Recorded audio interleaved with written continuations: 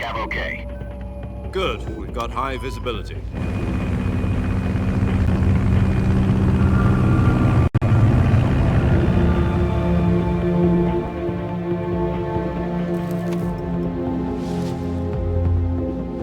Put out that cigar.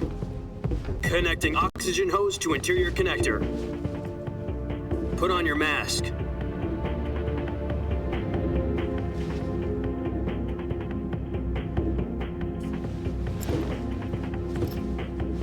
Does this panty waste know what he's doing? Approaching release point. 10 minutes to drop off. Hey, are you deaf? He said put out the cigar and put on your mask.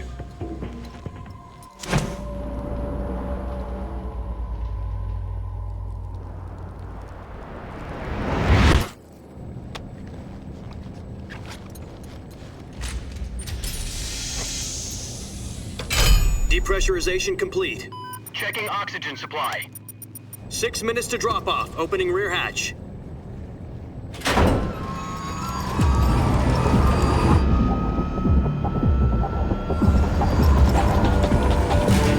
Sunrise.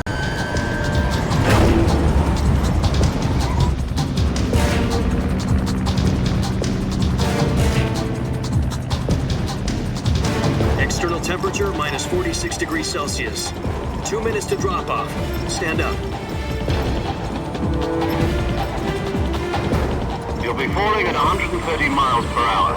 Try not to get frostbite from the wind chill. 1 minute to drop off. Move to the rear. Activate bailout bottle. This is one for the history books. The world's first halo jump. 10 seconds to drop off. Stand by. Status okay. All green. Prepare for drop-off. Countdown. 5, 4, 3, 2, 1. Spread your wings And fly. God be with you.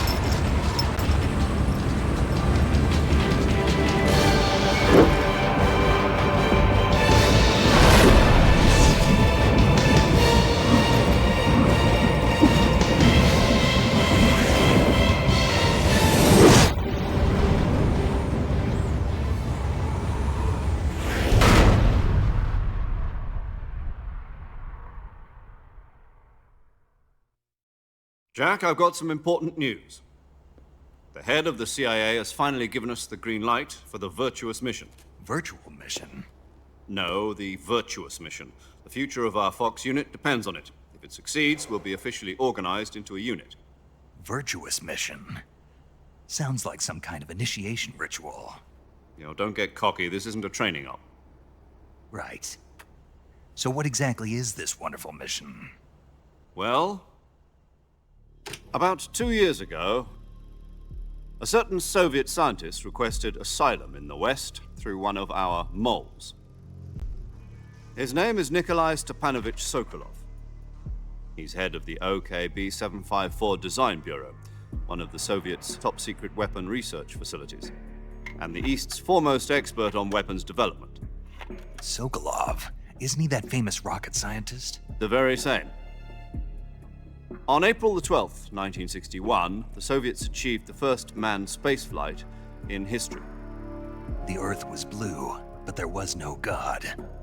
Well spoken.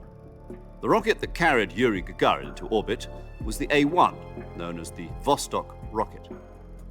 Sokolov is said to be the man most responsible for the multi-engine cluster used in that rocket. After Gagarin's flight, Sokolov left rocket development to become the head of the newly established Design Bureau. From a lowly technician to head of a design bureau, that's quite a success story, so why do you want to defect? It seems he'd become afraid of his own creations. Afraid? Call it a crisis of conscience. And for that, he left his country and his family behind and went over the fence? Not exactly. One of his conditions was that his family was also to be taken safely to the West. We used a mole to get the family out first and succeeded in sneaking Sokolov over the Berlin Wall shortly afterwards. I was the one who conducted the operation. The security on the eastern side was still full of holes back then. Then what? We got Sokolov over in one piece, but the whole ordeal had left him exhausted, and we checked him into a hospital in West Berlin. It took him 2 weeks and more than 600 miles to get from the research facility in the Soviet Union to Berlin. He was in no condition to say anything coherent. And it was only a week later that we had something much bigger on our hands. The Cuban Missile Crisis. October the 16th, 1962, President Kennedy received word that the Soviets were in the process of deploying intermediate-range ballistic missiles in Cuba. The President demanded that the Soviets dismantle and remove the missiles. At the same time, he announced a naval blockade to prevent further missile shipments from reaching Cuba. But the Soviets didn't back down, instead placing their armed forces on secondary alert. Soviet transport ships carrying missiles continued on course towards Cuba. US and Soviet forces went on alert for an all-out nuclear war. Frantic negotiations were conducted through the UN's Emergency Security Council and unofficial channels to end the hair-trigger standoff. Finally, on October the 28th, the Soviet Union agreed to remove its missiles from Cuba, and so the world avoided a nuclear holocaust. But in order to get the Soviets to pull their missiles out, we had to make a deal. You mean the one where the US agreed to remove its IRBMs from Turkey? No. The Jupiter IRBMs deployed in Turkey were obsolete, and we were going to get rid of them anyway. They had no strategic value whatsoever to either the US or the Russians. The Turkey deal was a ruse, a cover story that was fed to the other intelligence agencies around the world. So what did the Russians really want? Sokolov. They wanted us to return Sokolov. You mean the Soviets pulled out of Cuba just to get their hands on Sokolov? That's right. What the hell was he working on? At the time, we had no idea. We were running out of time. It was either give up Sokolov or risk full-scale nuclear war. In the end, we had no choice. President Kennedy gave in to Khrushchev's demand. The next day, I got Sokolov out of the hospital, handing him over to agents on the eastern side. Sokolov kept on screaming, "Save me," until he disappeared from my sight. Then, a month ago, we received some new information from one of our moles. About Sokolov? Yes. He was taken back to the research facility and forced to continue working on the weapon in question under KGB supervision. What's more, it's on the verge of completion. So what kind of weapon is it? Something to do with space rockets? No, missiles. Same technology. I guess you're right. We don't know the details, but it appears to be a new kind of nuclear device. For half a year now, the Soviets have been conducting frequent nuclear tests at Semipalatinsk. Something to do with the weapon, I assume. We're talking about a secret weapon so big that Khrushchev was ready to pull out of Cuba to get it back. Is Sokolov still in the facility? No. According to our intelligence, he's in Selinoyarsk, a place in the mountains about 3 miles to the west that's known as the Virgin Cliffs. The Virgin Cliffs. Nice name for a virtuous mission. They moved him there just recently. Why? Apparently, they're conducting a field test of the weapon, but it's our best chance to get him back. This mission would never have been possible if he was still in the research facility. This is our last chance. Sokolov must have known that too when he contacted us.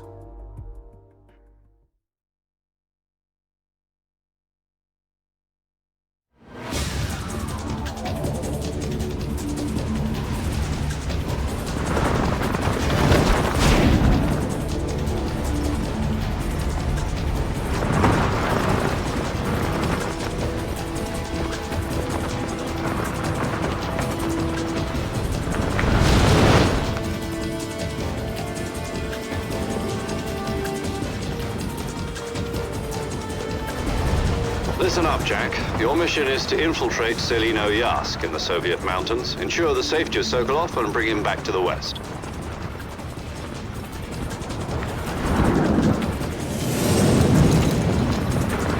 If we don't get Sokolov back before that weapon is complete, we'll be facing a major crisis. The clock is ticking.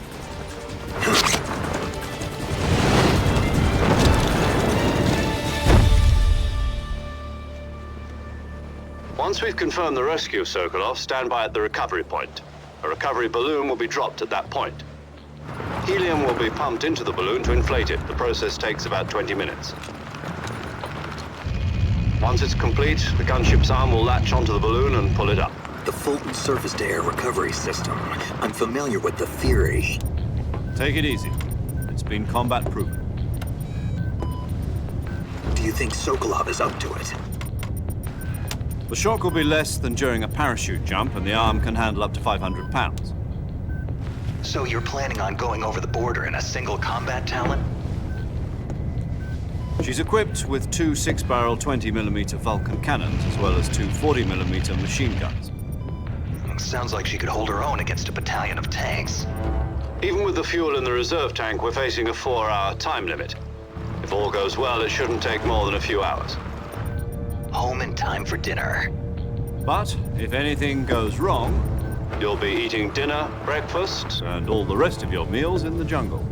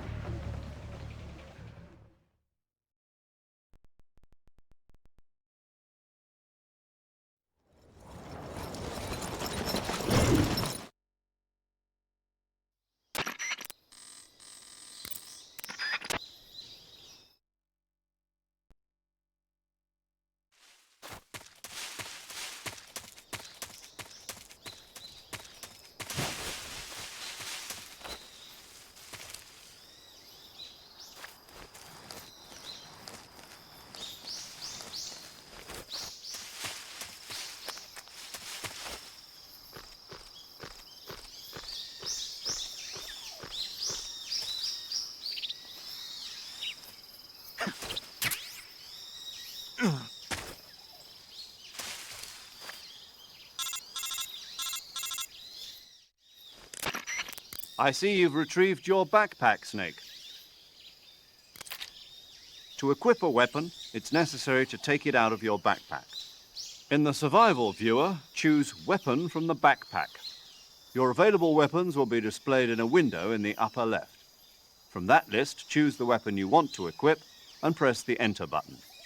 For other equipped items, just do the same thing from Item. Got it. Use the survival viewer backpack. Yep, that's right. Survival is fundamental to this mission. After you've been out in the field for a while, your stamina will start to drop. If your stamina gets too low, it'll affect your performance. You won't be able to shoot accurately, for example, and your wounds won't heal as smoothly.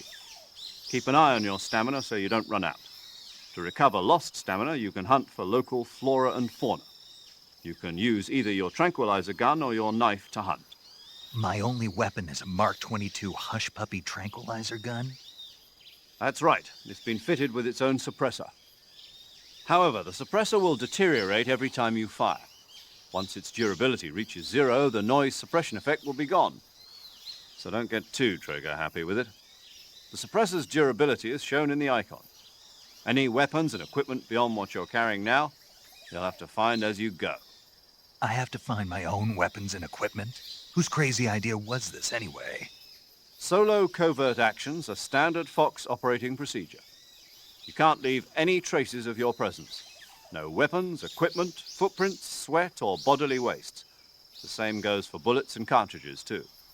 Your presence in enemy territory is already a violation of international conventions of warfare. There aren't supposed to be any American soldiers in Russia. It could spark an international incident. You can't let anyone see you. You can't let the enemy know you're there. This is a stealth mission. You're a ghost, Snake, in every sense of the word. And there'll be no rescue if you're captured. The military and US government will deny any involvement in the affair. Then I'll just have to take care of myself, huh? I'm afraid so. You've been given a fake death pill for that purpose. SIS guidelines stipulate that soldiers on covert ops like this one be issued a potassium cyanide capsule. Tape it to your body so you can take it when you need to. How generous of you. Use it if you're taken prisoner by the enemy. It'll send you into a state of false death for a short time. Fooling them into thinking that I'm really dead. So how do I come back to life? Just take the revival pill. You mean that thing they put in my tooth before the mission? That's the one. But be careful. If you remain in a state of false death for too long, nothing will be able to bring you back. Remember that. I'll keep it in mind. You said this was a solo mission, right? Right. I guess that means I can't count on any reinforcements. Correct. The mission rests entirely in your hands. A real one-man army. Relax. There's a support team ready to back you up over the radio. Who? I'll introduce them to you. This time, survival is of utmost importance. The first member of the support team will be in charge of monitoring your physical condition, acting as a medic, so to speak, as well as recording your mission data. She's a member of Fox as well, and she's here on the gunship with me. She. Hello, Snake. I'm paramedic. Nice to meet you. Paramedic. As in a medic who comes in by parachute. Aren't you going to tell me your real name? Are you going to tell me yours, Mr. Snake? My name, huh? It's John Doe. And they call you Jack for short. You're a regular Captain Nemo. A name means nothing on the battlefield. After a week, no one has a name. What's your name? Jane Doe. Very funny. I wasn't joking, but I'll tell you my name only if you manage to make it back alive.